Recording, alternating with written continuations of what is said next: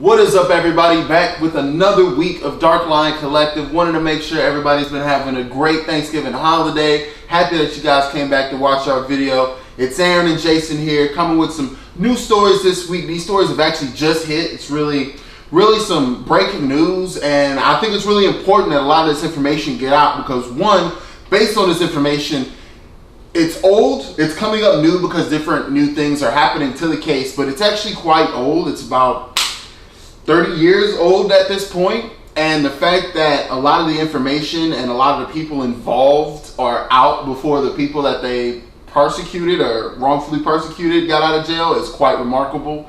So I'll get right into the story. In Chicago, a police precinct between the years of 1970 and 1991 was torturing majority black men, about 192 men in general, and they were torturing them and causing them to confess to various crimes in the area. Most of them large crimes like murders, multiple murders and things like that they couldn't solve, they didn't want to solve. So they just went out, snatched up somebody in the community, whether they be good or bad, and then forced them to commit to a crime they didn't do through torture. And that torture includes beatings, it includes electrocution, it includes burning, suffocation, and just prolonged exposure to being handcuffed and harassed by the police. And yes, I did say electrocution and burning, as well as beatings with phone books and batons. This was true torture. And the guy who persecuted all of this, the guy who was pretty much the ringleader who went to prison for it, was Jon Burge. Now, this was upsetting to me because I found out Jon Burge was kind of the police chief ahead of everybody, and he went to prison for 4.5 years. While some of the people that he imprisoned, wrongfully imprisoned, have been in prison for more than 25 years. A quick example of this before I throw it over to Jason is a very great guy, Shaw Worrell, excuse me.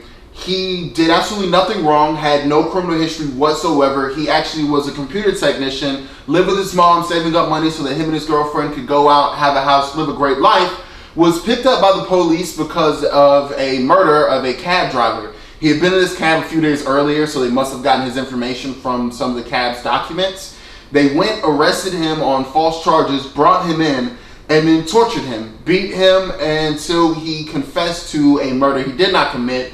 And at the time, there was even evidence from his girlfriend who they had brought in for questioning, saying that she heard him screaming while she was in the police station when he was there at the same time because they were beating him. All this is going on. That man, Shaw Worrell, has been in prison for 25 years. Lost his entire life, 25 years. Barely even compensated for it. And Burge, John, who did absolutely horrendous things, only went to prison for 4.5 years. 4.5 years. And that's because they couldn't get him on the other crimes because the statute of limitations had been up. So all they could get him on was perjury in the court for lying about this torture ring that he had. And obstructing justice. Jason, please tell me what you think about this. Like, I need a moment to collect myself. That's ridiculous. It is ridiculous, and it's really crazy that for me, the biggest part for me is that he only served 4 years. Like, I get, the statute of limitations, but there should be no statute of limitations when we're talking about torturing people and ruining someone's lives. Like that, there's no statute of limitation for that, to me. Also, how many counts did you say? 192. 192. And those are just, that's what they think. That's like a vague number. It could easily be much more than that. But they're saying that because they're pretty sure it's no less. And they have confirmed 100 counts of black men who they're now going back into their cases. This is why this has come back up. Is because now they're going back into these cases to see if these men were tortured and forced to commit to or to plead to a crime they did not commit. See, 192, that means he should have got 192 counts of perjury and obstructing justice. He should not be out right now. No. He should not be going home to his family, having fun, whatever. He should be in prison. And I'm surprised he actually made it out of prison.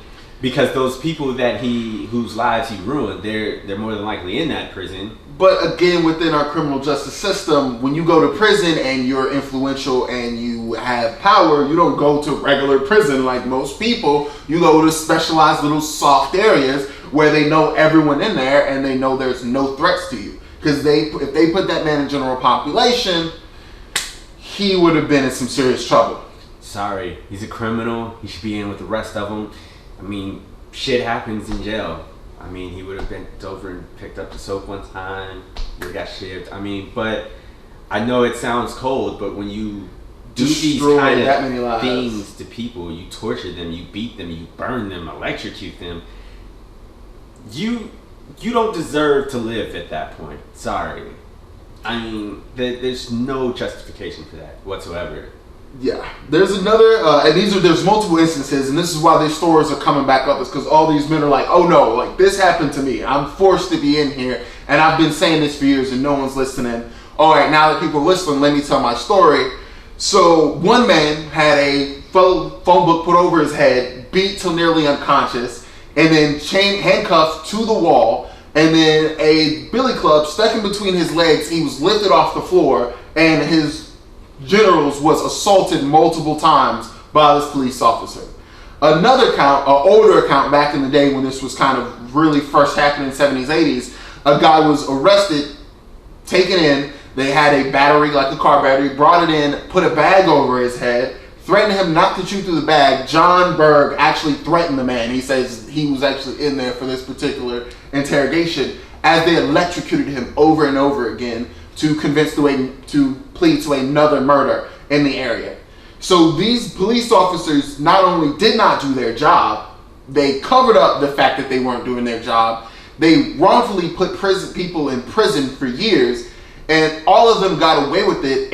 All of them got away with it. Only person to be charged so far is Jon Burge, and he was only sent to prison for 4.5 years. And see, the rest of them, and I said it before when we were talking about this, is that the rest of them should not be a police officer anymore. They should not be doing security. They should not be receiving pension, whatever. They should be fucking just either in jail or just trying to do something to make money in their retirement, because honestly, the taxpayers should not be paying for that. And that's kind of one of the things that brought this up. Another fellow was actually coming to his town hall and telling them like how much he needed help and how much he needed support, because even though they had given him some money, most of the money that they spent on him went to court fees so that he could retry his case just to get out of court. The money that he actually got in pocket was next to nothing. While Mr. Burge, who was a police officer for all this time and amassed a pension over all this time, is getting paid, I think it was about $4,000 a month in pension. $4,000 a month is a nice chunk of money. You can live pretty comfortably almost anywhere you are with $4,000 a month. He's getting that from his pension, a pension that he should not get because he was not doing police work for 30 years. Doing police work is putting actual criminals behind bars and doing your actual job. Not taking innocent people, beating them, and forcing them to do what you want them to do, just so that you could go home at the end of the day and say, "Oh, another one off the list. Yeah, we got that case taken care of." That's not work. Therefore, this pension should be stripped and actually redistributed to the people who he put in prison wrongfully.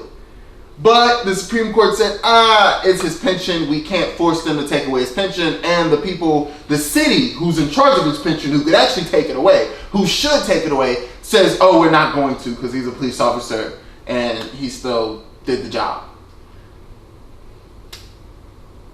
He didn't do his job. But the cover-up is still baffling at this point, right? Yeah, the cover-up is disgusting. I mean, this happened over 30 years ago at this point with one person. The guy you were talking about went in at 21. Oh, yeah. Now 46. You know, that... Saw the world, did absolutely nothing. Had no criminal record. Had a degree, was working, trying to take care of his family, get a place with his girlfriend, and his life is ruined now. Like, he's 46. He'll be working for the rest of his life Like, he can't retire at normal age like everybody else. He has to continue to work because he has nothing. Look, just imagine that. If you had worked for 20 years and someone was like, oh yeah, that's all the money that you could ever make. Because he's only going to have maybe another 20 years of good work in him. Like, God forbid he has any health issues or anything like that. Like, I wish him nothing but the best in the life that he has left. That was not robbed of him. But 20 years worth of saving, gone. Gone. 25 years, excuse me. Like, and taken in his prime. You know, all those fun years where you're out hanging out with your friends, those early 20s where you can do anything that you want to because now you're old enough to? Gone. Whole eras of life, whole chunks of history that he could have been a part of. He could have been remembered. Children he could have had and could have been growing at this point in time. I mean, no longer around. He can still have children, but there's so many learning lessons that he missed out on that he could give to his children that he's... Well, the foundation that he could have given to his children is now gone. Everything's gone. And this is one person, and this has happened to over 192 people, and they've only released, I was looking through, I only found a handful of people, but I'm going to give them the benefit, I'll say they may have released 20 people. Out of the 100 that are confirmed that they're going back and re-looking at their cases, while the man who committed this crime, and why did they look at these cases 5-10 years ago when this first came up? Yeah. When they convicted Jon Burge, Mr. Burge, that horrible, despicable man, when they first convicted him, they should have went back and looked at all those cases. But the criminal justice system, instead of trying to help those people, was spending millions of dollars, which they have the money here, spent $20 million on his defense alone, instead of helping those people who were defending him. That $20 million is because no one wanted to fucking defend him, and so they had to pay out the ass for it. Well, but not only that, the whole city was being charged because the city was trying to cover its ass. I'm just saying, no one wanted to cover it, but the city had to cover itself for as long as they could until it was like, okay, we can't cover this anymore. Now we're going to have to pay out. Instead of just looking at the facts, trying him as a regular human being and not automatically giving him a bias, a boost in the system. He didn't have 20 million to defend himself. Anyone else would have been just in prison because they wouldn't have had the ability to defend themselves from such heinous crimes. But instead, since he's a city worker, a police officer, the whole city backs him and is still backing him to this day, but not denying him his pension. And putting him in the same position he's putting multiple other people. He should be in prison. That's why I have no sympathy for the man. I don't care what his life is outside. He should be in prison. So this man, he for all intents and purposes, and sorry, he is a terrorist. He is no better than ISIS. He is no better than he's anybody. Worse when it comes to how they've actually impacted us here on American soil. That's what I'm saying. Like he's just as bad as all of them, and he's worse though because he was in a position that he was being paid to protect and serve, and he was doing things that ISIS, Al Qaeda, the Taliban would do to people, minus the head cutting off.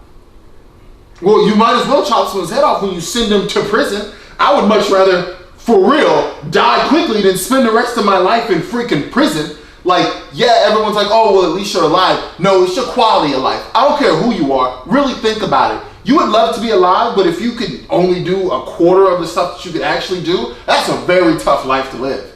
That quality of life is very important. And he's greatly diminished the quality of life of not only all these men, but the families that they were supporting. Like, people really look at how this is a compounding effect. He ruined lives, let murderers, killers, and rapists run free throughout the city to cause more crime, took away people's family members, destroying the family. Chicago. And it's just Chicago. And they want to blame the black folks for why we're killing each other. And yet the police, who's supposed to be helping people, are making it a billion times worse by literally letting criminals run free because they don't want to do the work it takes to go and get them. They rather beat someone for a couple hours. And that was another point you were saying earlier about torture. Please elaborate on your torture about, just beating on people. Oh yeah, so I was saying earlier that, this kind of proves the point with torture that came out. You know, you could get anybody to say anything with torture. It proves that point that you're not going to get a true confession. You're not going to get true information. You're going to get whatever you're trying to convince them to tell you. You're going to get your version coming out of their mouth. And it's absolutely crazy that they did this for this long, and there had to have been this long. The whole police force should.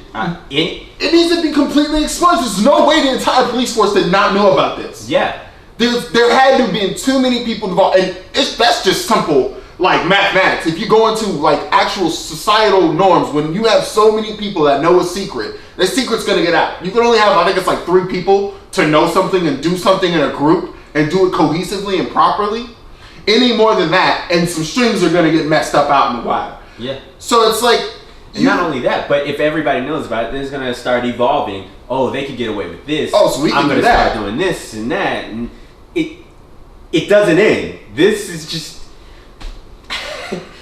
We want you to go look at this stuff yourself. Please do. Please don't let these people get away with this stuff. He's already gotten away with it. He's out living his life. We need to make sure all these men get out of prison, and we really need to call for more justice from this police department and in these entire reforms. And this is the exact same thing that Rodney King said. I actually stated in the previous video. He said the same people that beat him did not lose their jobs. They disappeared for a little bit and still worked their way up through the ranks. Now they're police chiefs and commissioners and all these other types of high positions, so they can continue to now do station-wide, like this man was doing, his entire crew was doing this stuff. They can now do station-wide attacks on anyone that they feel like, because they're used to it in the norms. So all of these men for the past 25 years that have not gotten in trouble for this, the past 30 years that have not gotten in trouble for this, has done what? Gotten higher and higher and higher in the police ranking. So now not only do they have more people backing them, more people who cannot see them fall, because if they fall it makes them look bad because they put them in power. They have so much power themselves they can avoid this altogether and control the local media to squash these types of stories. This is why it has to be national news. This is why we now have the ability to stand up and fight for these people on a global scale with our internet and with our voice, and we need to use it for moments like this. This is crazy, people. I think it's crazy that this is coming out of Chicago not long after, you know, the whole shooting that happened there with Laquan McDonald. Oh yeah. Yeah. Oh my God! Like, if that doesn't show you there's systemic issues throughout the entire like state, like let alone country, but state, with police brutality on black people specifically. And they do say the majority of people that they got were black males, and I wonder why. Because it's very easy to paint a black male like a villain, evil, criminal thug in the courtroom, because they do it every day on the media.